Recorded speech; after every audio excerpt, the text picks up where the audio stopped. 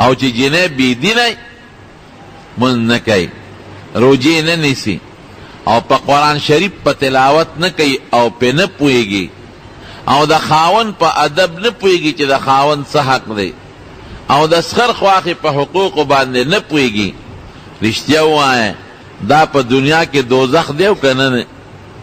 خاوند دې ستړی ستومانه غریب راشي د ګوډ نه او د چارې نه او د مزدورۍ نه غریب ستړی ستومانه راشي.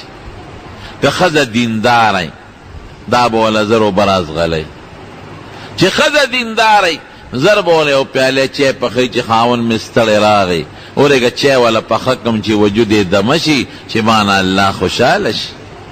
په لاسونو خپو به وله چاپیو کې زور به وله وکړي چې مانه پې خدای پاک خوشحاله شي. خاوند سره د مینې خبره به وکړي، ببوزې به ورته وایي، پکې به ورته برابر کړي، ولې خدای نه یریږي او دینداره ده، خدای به خوشحاله شي. او چې خاوند بی دینه او دې کور ته راننوځي او کټ کې کینی، او ښځه خاوند دینداره دی او ښځه بی دینه ده، او ورته وایي اوبه راوړه کنه شابه یا پیاله چای پخه کا، زمړه وایي څه توره دې کړې ده چې لا راته اوس په کټ کې پرېوتې، وایي ورته که نه د خدای نه نه یارېږي. زور او چاپي خو وروستو خبره ده، که ورته وایي راشه په دې خپو رالې یو دوه لاسه کوي د خوږېږي، وایي زما دا به څوک دمه کوي، تا له زور وکړم که ما له به کې، ټوله ورځ جګړې دي جګړې. خاوند ستړی ستومانه راشي او دا مرداره ورته څه وایي، وایي ته بار چکرې لګې راشه هغه ماشوم دی دا ګاونډي زوی والی دی، جنګ وله را تېرېږي. ورې د سخر قدر نه کوي، د خواښې خیال نه ساتي، په کور کې د اندروریانو خیال نه ساتي، او د خاوند قدر او عزت نه کوي. که خاوند دې په دې وځي نو ښځه یې په دا بل طرف وځي، دا بېدینه ښځه ده. زما وروڼو، موږ د ښکلي پیغمبر محمد مصطفی صلی الله علیه وسلم امتیان یو. موږ له پکار چې موږ د پیغمبر علیه السلام مبارک په نقش قدم لاړ شو او د پیغمبر علیه السلام په طریقه خپل ژوند تیر کړو. بېدینه ښځه ده او نافرمانی کوي، سپېړه ورکولی شي، خدای شته که ډبه م وله ورکړي. ډېرې ښځې م لیدې دي چې خاوند پې معمولي یو چغه وباسي، دا پې پنځه راوباسي. که خاوند ورته پوټې غوسه کوي، هغې دومره اوږده ژبه چې هغه په شرمونه په دا ټوله محله کې وشرموي. او که خاوند کوتک ته ګوتې کړي نو چې دا په ځان پیږي خاوند نو پلار کرتلی. ولی دین پکې نشتا، د خاوند حق نه پیژني، سوچ پکې نشتا، فکر نشتا چې دا زما خاوند دی. الرجال قوامون علی النساء، قرآن شریف کې الله فرمایي وی سړي له خدای په ښځو مرتبه ورکړې ده، نو سړی به ښځې ته وینام کوي او غصه به م ورته کوي، او کله داسې معمولي غوندې ډب به م وله ورکوي، معمولي غوندې ګورې سخت ډب به نه ورکوي. دینداره ښځه ده که د په کوتک ډبه م ورکوه نو پلار او مور ته به غږ هم نه کوي چې د دې خاوند والی وی زه خو نن روان یو سبا به جوړ یو که داسې چل کېږي. او چې خاوند ډب ورکړي چورلټ زیاتې به د خاوند دي، او دا به بیا هم کوشش کوي چې د خاوند رضا کم او دا خاوند رانه خفه نه شي. داسې ده که نه ده؟ ژوند ښایسته دی، ښکلی دی. نور په شریعت کې ګورئ چې سړي دپاره د ښځې سخت والم نشته. ښه په دې مسلو هم ځان خبر کې. بعضې خلک او کوتکې لاس کې نیولي او درز او دروز ښځه هر وخت خری ترې جوړه کړي او دربی یې نه ګورې یاد سات. شریعت کې د ډول په ځای د ښځې وال منع دي، د ډول په ځای بلکل ګناه ده، نه به وی د ډول ځای څه شی دی؟ مخ. په مخ ښځې له سپېړه ورکول ګناه ده، خدای پې خفه کېږي. څاروی به هم په مخ نه وی، غوی له او میخې له او سنډال او ګډې چیلۍ له هغې له هم په مخ، سپي له هم په مخ غزار نشي ورکولی. دا د ډول ځای دی، څنګه چې ستا ډول خوښ دی، د حیواناتو هم حسن او ډول خوښ دی. نو ښځې له په مخ سپېړه ورکول، په تندي سپېړه ورکول دا جرم دی، دا ګناه ده. دی د ډول ځای دی، دا به وله نه خراب دی. په غوږ به هم نه وی. ته وی ولې؟ دا د ډول ځای دی، دا ښځه ډولې ساتي، والی پکې وی ځان دی کړي. په سر به هم نه وی، سر ښځه ډولې ساتي، گمنس کئی نکری دی پی پورے کئی کالی پکی چای پا مریو پا سینہ بیم نوے زکا دا ڈول زید امیل پکی چای گلیبان پکی چای پا دی لاسونو گوتو بیم نوے ولی زکا دا ڈول زینی تنگو نکری دی پی پورے کئی او گوتے پکی چای او دلتا بنگڑی چای او دارنگی پا دی خپو بیم نوے دیکھ اکثر خد پازے بچائی نماتے او دلی او طالب چٹرولی گوی پا کم زی وو دکا جی پا مخ بنوے او پا سرم مو او پا سینو پا مرے او پا لاسون او پا خپوم موا پا کم زی وو ماوے لکا وال پکی نشتا پا کتاب کی او کوئے ضربا غیر متبرحن مسئلہ دا دین دا وحی بخو معمولی غندے ڈبتے ہو بس پا دا املا والے او ڈب ورکا خوڑیر پوٹینے ڈب اسے دباو کے ساتا کو تک بنا چلے پا کو تک بوال نکے معمولی غندے او دا یادو ساتا خزی پوالو سمیگیم نگوری درتے یو دا دین خبر اوکم دا نبی علیہ السلام مبارک پا خپل جن کے اغسرنہ بیبیانے پاتے شوید بلکہ ٹولی یولس بیبیانے سو وفات شوی سو جمدے یولس بیبیانے پاتے شوید دا حضور پاک دا بیبیانو پشان اخلاق پا دنیا کے دا چانشتا دے قسم دا ٹولی دنیا دا سڑو او دا خذو اخلاق یو طرف تکا او دا پیغمبر علیہ السلام مبارک دا یوی بی بی اخلاق بلخاکا دا ٹول وطا نرسیگی لیکن پا شمائل دا ترمیزی کے دا حضور پاک پا صفاتو کے دار آگلی دی چی ما ضربا خادمن ولمرأتن قطو نیچے تا غلام رئی والدے و نیچے تا بی بی والدہ دا بینا دے ورکن دا پسی دا اخلاق خشتو دا سڑی پا خوی باندے ستا خوی کخی نو خزی تم خوی خوایا دینداری و تو خوایا کنا دا خدای نیو یراوا دا خوی دی پا والو ٹکولی نشی سامان وال ٹکول خزان لتاوان ورکے چنن دیو والا نو سبا دل کار گوری خزا خو قمقل شے دے نبی علیہ السلام فرمائی ناقصات العقل و الدین دی دا عقل ام ناقص تے و دین ام ناقص تے نن دیو ڈا بولا سبای دل دون کار کتلی چی دا حد نوتے خلق کوئی وی سیبا پا دی چینو گوڑو کے اڑو برکت نشتا میں تس خبرے برکت پکشتا خو خدا دی ڈا بولی دا غیر دل طول لختی کے اڑولی دی برکت دا خبرے کور کے دی بے برکت شی ساتلے دی دا چینی چی خلاصی گی دا پچایو نخلاصی گی زان خبر کے دا چی خد ڈبولی غی لختی کے والی غولی دل لختی کے علی مسالہ دل لختی کے علی یا خد دا خما بلا غولی بلوز روڑی ٹیم میں روڑی او دا خما چینی روڑی او دا اسشو نوی ولی خلاصی گی با نسر اتا غسکڑی لختی کے والی دوی تکلشو سروڑا تا ڈبو باس ازر سر دالو بکو دا گولی دا حقیقت ویم دا ما تا ذکر پتہ لگی چی دا خدو سلور وانی یا جرگی مونگل بیا رازی چی ڈڑونی لٹو دا قلو بے کری جامی دی چی اشپی دی وحل دا او سار لجا جوڑا چی دا لبخ جوڑا در کی اسری کری یا خدی دا لستون خوی سوزیده لی دی وی دا اسری گرما و سوزید نو دا سوکم دی قصدن دا لسوزولی نو دشمن لان تبی دشمن نجوڑے وال ٹکول مکا پوالو ٹکولو خضر وانیگی خرابیگی پوالو ٹکولو گوری خکیگی نا دل و توخایا قرآن و توخایا دا پیغمبر مبارک دا بیبیان و اخلاق و توخایا دیندارا کلور چی بی دینای نو پا زنزیرون نشی سمولے او چی دیندارای قسم پا خدا ایا بدی محفوظ ای باس ایا بدی ساتی بیا او کور کی خو چر شور راضی گزارا بنے کی خد سرا حضرت عمر فاروق رضی اللہ عنہ کلچ امیر المومنینو پا دی اخیر وقت کی حضرت علی سے ابتوئی وستاد علور دا بی بی فاطمی رضی اللہ تعالی عنہ ام کلثوم نمو ویدا ماتا پا نکاح کا ویدی وقت کی موادت آجت نشتا خود ما دا شوق دے کہ دا دا بی بی فاطمی لور دا نو چې دا ز په نکاح عالم نو زمو د رسول الله مبارک بلان دی نسب یوشي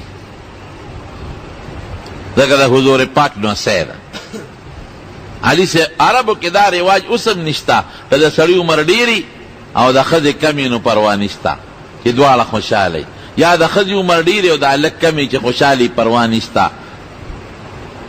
عبدالرشید کاکا ناست دی، هغه ته پته ده، داسې ده که نه چې دواړه خوشحالۍ پروا نشته. حاجي صاحب ته پته ده.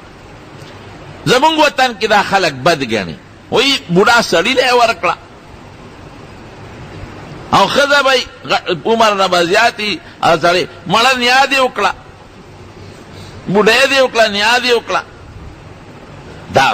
دا زمونږ د خلکو دا پیغورونه دا خطرناک شی دی. نه چې ښځه هلک ښځه او سړی سره هلک سره خوشحاله پروا نشته، یا جنۍ سړي سره خوشحاله هېڅ پروا نشته، عمر زیاتې که کم. نو علي صاحب ورته وایي خوښه به دې نه شي، وی زه دې درلېږم یو څادر به ونه ورکم. نو که دې خوښه شوه نو وی څادر مې خوښ دی، او که دې خوښه نه شوه نو وی څادر مې نه دی خوښ.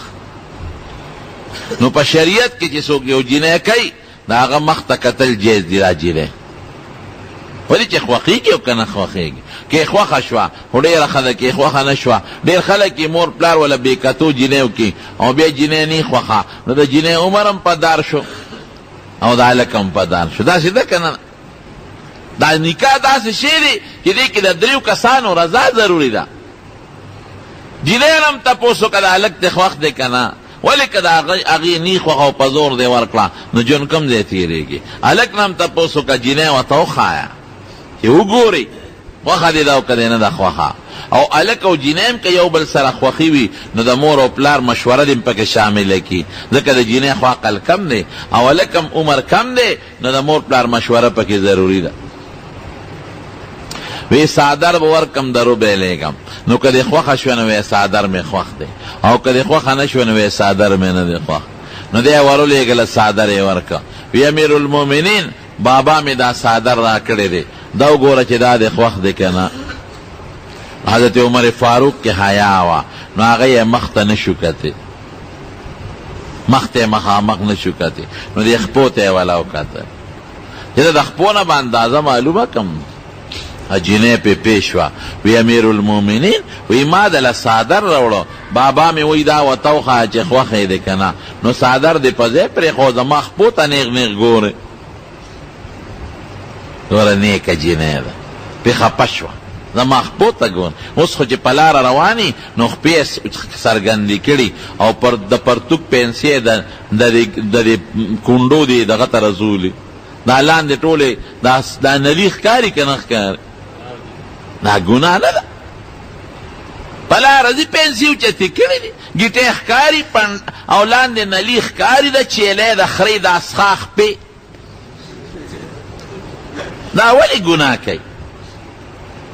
رنګونه یې پې پورې کړي، په رنګ یې خشته کړي ځان له خپې چې سړي ورته وګوري. دا زنا ده. ګورئ چې ښځه داسې چال کوي او اندامونه ښایي، لوپټۍ پورته کړې او سپېمې یې پټې کړې، دا ګن ځای دې پټ کړی دی او مخ دې ښکاره کړی دی او تندې دې ښکاره کړی دی چې ما ته سړي ګوري.